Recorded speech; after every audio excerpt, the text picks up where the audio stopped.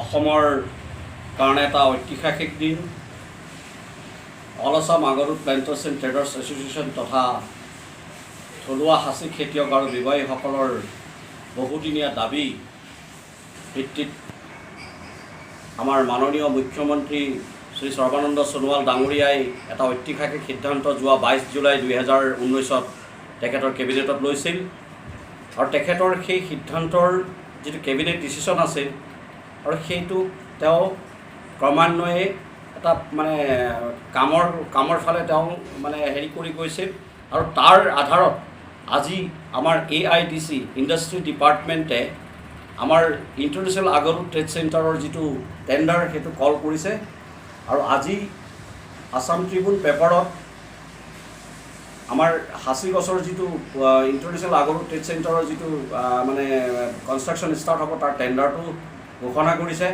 গতিকে অসম চৰকাৰক আমি ধন্যবাদ জ্ঞাপন কৰিছোঁ আৰু লগতে মাননীয় মুখ্যমন্ত্ৰীৰ যিটো পদক্ষেপ ঐতিহাসিক সিদ্ধান্ত সেইটোক আমি ধন্যবাদ জ্ঞাপন কৰিছোঁ আৰু হাজাৰ হাজাৰ কোটি কোটি প্ৰণাম যাচিছোঁ তেখেতক। তেখেতে অসমৰ থলুৱা খিলঞ্জীয়া সাঁচি খেতিয়ক আৰু বেপাৰীসকলক স্বাধীনতা দিলে। আজি আমি অতদিনে ঘোষণাহে কৰি আছিলোঁ আৰু আমি কথাবোৰ কৈ থাকোঁতে ৰাইজে আমাক কৈছিল যে চৰকাৰে ঘোষণাহে কৰে, কিন্তু আজি তেওঁৰ কথাটো কামেৰে আজি কৰি দেখুৱালে। আজি টেণ্ডাৰটো কল কৰাৰ লগে লগে এটা ষ্টেপ আগুৱাই গ'ল আৰু আমাৰ কাম ষ্টাৰ্ট হোৱাৰ এটা মানে ৰাস্তা ক্লিয়াৰ হৈ গ'ল আৰু অতি সোনকালে আমাৰ মাননীয় মুখ্যমন্ত্ৰীয়ে আধাৰশিলা স্থাপন কৰিব। 1 মাহৰ ভিতৰতেই টেণ্ডাৰটো ফিনিছ হোৱাৰ ভিতৰতেই আমাৰ মাননীয় মুখ্যমন্ত্ৰীয়ে আধাৰশিলা স্থাপন কৰিব।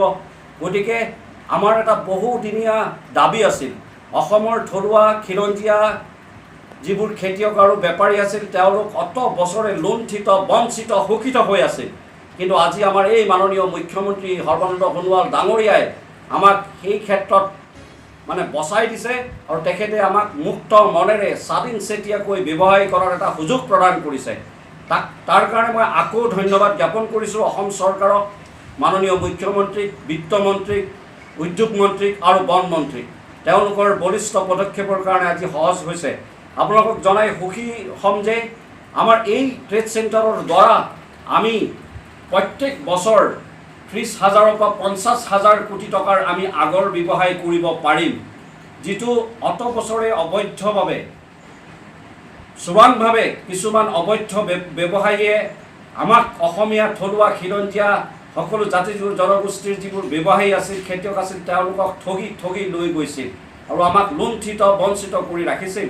আমাৰ মাননীয় মুখ্যমন্ত্ৰীয়ে পদক্ষেপ লোৱাৰ লগে লগে এই আধাৰশিলা হোৱাৰ লগে লগে ট্ৰেড চেণ্টাৰ হোৱাৰ লগে লগে আমাৰ থলুৱা খেতিয়কসকল উপকৃত হ'ব, থলুৱা ব্যৱসায়ীসকল উপকৃত হ'ব, লগতে ট্ৰেড চেণ্টাৰৰ লগতে অন্যান্য ব্যৱসায় খুব বেছি ভালকৈ চলিব। যি ধৰক আজি এজন তিনিওটা যেতিয়া বিদেশৰ পৰা আহিব, অহাৰ লগে লগে তেওঁ কোনোবা হোটেলত থাকিব, ৰেষ্টুৰেণ্টত খাবলৈ যাব, সেই হোটেল ছেক্টৰটো ডেভেলপ হ'ব, টুৰিজিম ছেক্টৰটো ডেভেলপ হ'ব। তেওঁ অহাৰ লগে লগে মাজুলী যাব, কাজিৰঙা যাব, আমাৰ বাগিচাবোৰ চাব, মঠ মন্দিৰ চাবলৈ যাব, আপোনাৰ অন্যান্য আমাৰ যিবোৰ পৰ্যটন থলী আছে সেইবোৰ চাবলৈ যাব। গতিকে সেইবোৰ ছেক্টৰটো আমাৰ ডেভেলপ হ'ব, লগতে আমাৰ গাড়ী ঘোঁৰাৰ ডেভেলপ হ'ব। যি ট্ৰান্সপৰ্টেশ্যনৰ লগত বিজনেছ কৰি আছে, আজি ধৰক কাৰোবাৰ গাড়ী আছে, ঘোঁৰা আছে, এয়াৰপৰ্টৰ পৰা গাড়ী লৈ আহিব, তেওঁলোকক আনিব। গতিকে সকলো ছেক্টৰতে আমি 1 লাখ কোটি টকাৰ ব্যৱসায় কৰিব পাৰিম বুলি আমি আশাবাদী আৰু আমি নিশ্চিত এইখন চৰকাৰে যদি আমাৰ মতে কাম কৰে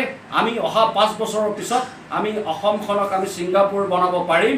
গতিকে মই এই মাধ্যমৰ আপোনালোকৰ প্ৰচাৰ মাধ্যমৰ জৰিয়তে গোটেই অসমবাসীক আগৰ গছৰ ব্যৱসায়ত জড়িত হ'বৰ কাৰণে টানি অনুৰোধ কৰিছোঁ, আগৰ গছৰ খেতিৰ লগত জড়িত হ'বৰ কাৰণে টানি অনুৰোধ কৰিছোঁ। কাৰণ 1 বিঘা মাটি যদি আপোনাৰ আছে, 1 বিঘা মাটিত যদি আপুনি খেতি কৰে, আগৰ খেতি কৰে, 576 জোপা গছ লগাই আপুনি 1,07,00,000 টকাৰ পৰা 1,14,00,000 টকা আপুনি উপাৰ্জন কৰিব পাৰিব 12 বছৰ। আৰু 5 ফুট দূৰে দূৰে যদি লগায় তেতিয়াহ'লে 576 জোপা আগৰ গছ লগাব পাৰে। আৰু যদি সেই গছৰ পৰা যদি আমি ইনফেকশ্যন কৰি দিয়াৰ পিছত যদি আপুনি তেল উৎপাদন কৰে তেতিয়াহ'লে আপুনি 3 কোটি টকা তাৰ পৰা উৎপাদন মানে কৰিব পাৰিব। গতিকে আপুনি নিজে চিন্তা কৰক, 1 বিঘা মাটিৰ পৰা আমি 1 বিঘা মাটিৰ পৰা 3 কোটি টকাৰ ওচৰে পাজৰে আমি উপাৰ্জন কৰিব পাৰিম। আৰু সেই মাটিৰ পৰা যদি আমি খেতি কৰোঁ, প্ৰত্যেক বছৰ যদি আমি খেতি কৰোঁ, আদা হালধি খেতি কৰোঁ, তেতিয়াহ'লে 1 লাখ টকাৰ পৰা 3 লাখ টকালৈকে 10 লাখ টকালৈকে আমি উপাৰ্জন কৰিব পাৰিম। গতিকে মই সকলোকে সাংবাদিক বন্ধুসকল আপোনাকো কৈছোঁ, আপোনালোকৰ যদি মাটি আছে ভেটি আছে আপোনালোকে আগৰ খেতিত জড়িত হওক, আৰু যদি গছ আছে তেতিয়াহ'লে তাক ইনফেকশ্যন কৰক, আৰু যদি ইনফেক্টেড গছ আছে তেতিয়াহ'লে ডিষ্টিলেশ্যন ইউনিট বহুৱাই আপোনালোকে তেল উৎপাদন প্ৰক্ৰিয়া জড়িত কৰি এই ব্যৱসায়ত সকলো মানুহ জড়িত হওক। ধন্যবাদ। জয় অসম।